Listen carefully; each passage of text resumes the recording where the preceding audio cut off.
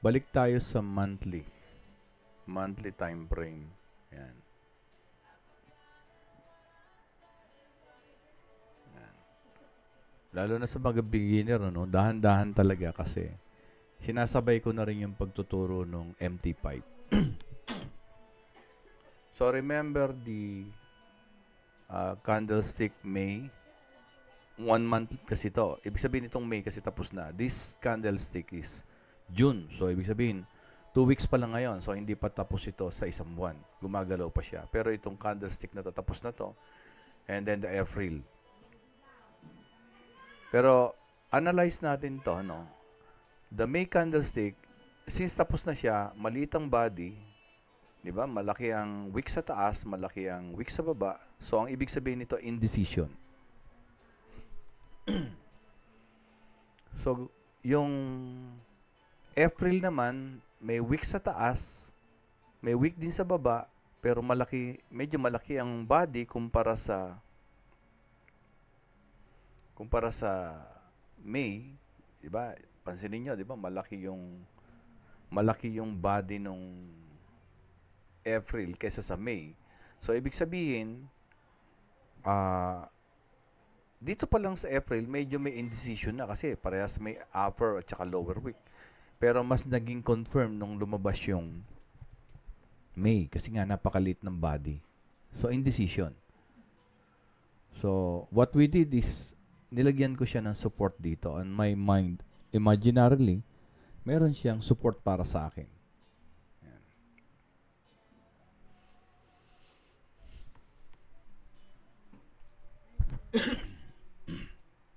Pasensya na kayo, talagang ako may sigam, ano?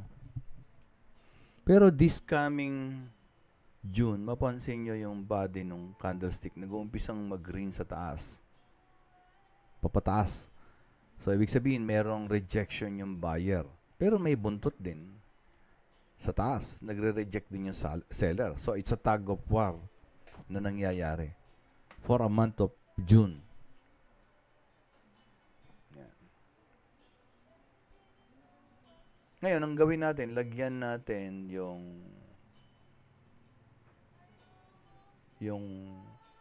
body nito nag-close dito kasi yung April, tapos yung May nag-close dito. Dito nag-open yan, dito rin nag-close yan. Halos. Tapos June dito rin nag-open. So ilagyan natin yan ng horizontal line. Ayan. Horizontal line, paano kunin yung horizontal line na yan? I-delete muna natin yan. Ito yung horizontal line. Ayan. Horizontal line. Ayan. Ang katabi niyan, trend line. Ang katabi niyan, yung vertical line, and then the crosshair. So, iba-iba yung function yan. Pero during your practice, practicing nyo yan. But we need now the horizontal line. Ilagay natin doon sa, ayan. Dito nag-close yung April, dito nag-open, dito rin nag-close yung May, dito nag-open yung June. So, this is a significant area. I consider this as support. Pero tingnan nyo yung week nung April, May, at saka ngayon June. Pag dinugtong-dugtong nyo yan, pababa. So somehow merong trend na pababa. Di ba? Pero may rejection ang buyer pataas. Ang tanong, saan pupunta? So, mahirap hulahan to, pero gawin natin, ituloy-tuloy natin papunta sa mag-top-down analysis tayo. The top-down analysis is from the higher time frame to a lower time frame. So, isa-isay natin, we go now to weekly. So, asan ngayon yung June? So, you have to know, asan yung June? This is the first week and second week of June. And this is now your May. Yan. Yan yung mga May. Then, the rest are July. April pala. April, May, June, di ba? Ganun yan. So, focus muna tayo dito sa dalawang week na to. 2 weeks ng June. Focus muna tayo dyan. Pero, lagyan natin ng trend line.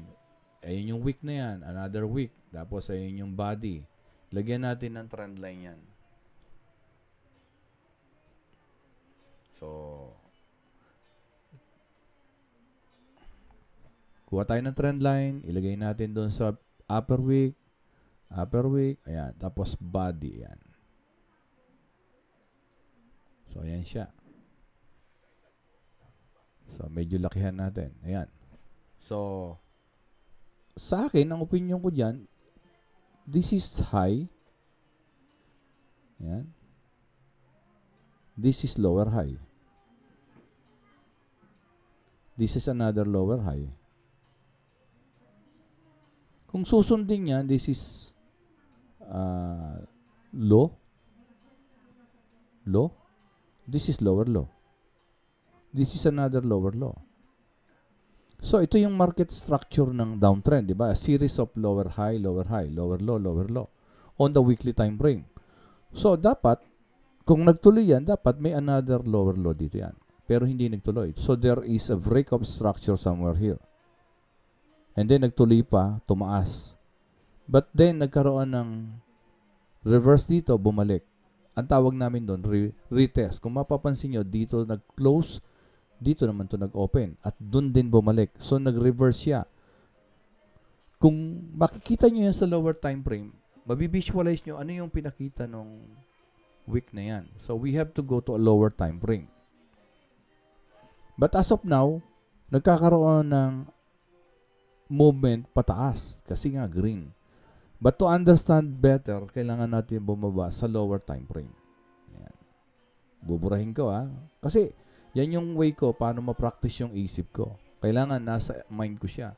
Binubura ko lagi yung mga dinodrawing ko. And then we go to daily time frame. Daily. And then i-zoom out natin ng konti. So ayan, iayos natin ng konti yung trend line para mas maging malinis. So ayun. Inayos ko. Paano ko inayos? Tinapat kong mabuti doon. Yan. Tinapat ko lang mabuti doon. Ayan. Ayan. Diyan. So, kitang-kita na rito ngayon. Nagkaroon ng break ng structure dito. Kung medyo lilinisin ko pa yan, ayan. Itapat ko dito mabuti. Ibaba ko. Ayan. Makikita nyo that this candlestick break the trend line more than 50%. Pero bakit huminto? Siyempre, yung iba, minsan, saan kaya hihinto? Sabi niya, dito, huminto. Diba, huminto somewhere here. Binrake out niya to, tapos huminto dito. Ano ba yung meron sa kaliwa? Itong candlestick na to na may buntot. I'm thinking na kaya siya huminto rito because of this rejection. Nagkaroon ng rejection yung seller dito.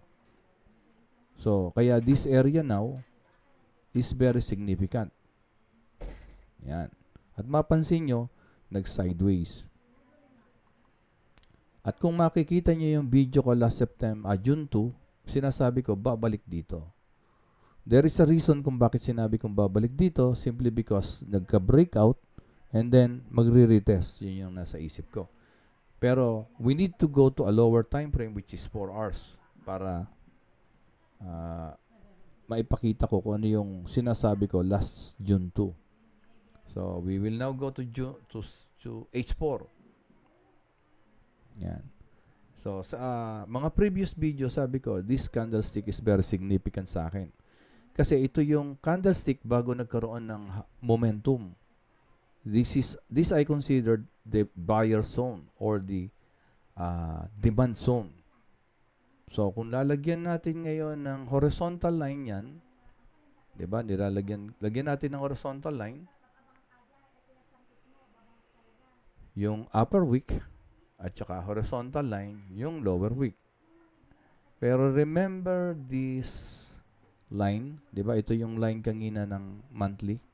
So, halos dito lalaro yung price. At doon nga lumaro yung price. Di ba? Andito yung rejection. Nung makita ko yung rejection na to, pumasok ako. Tapos, nung dumating dito, nakita ko, magre-reverse, lumabas ako, then pumasok uli ako dito, sell. Nung nakita ko uli dito, pumasok ako, lumabas uli ako dito. Bakit kaya humihinto rito? So, itong rejection na to. Ano ba itong mga rejection na yan? Yan, mga rejection na yan. So, yung area of rejection na yan, mapapansin nyo. Yan. Area. We cannot be specific on the specific price. Laging area or zone. Sana nasusundan nyo, no? Lalo na kung dumudumi na yung chart. Yan.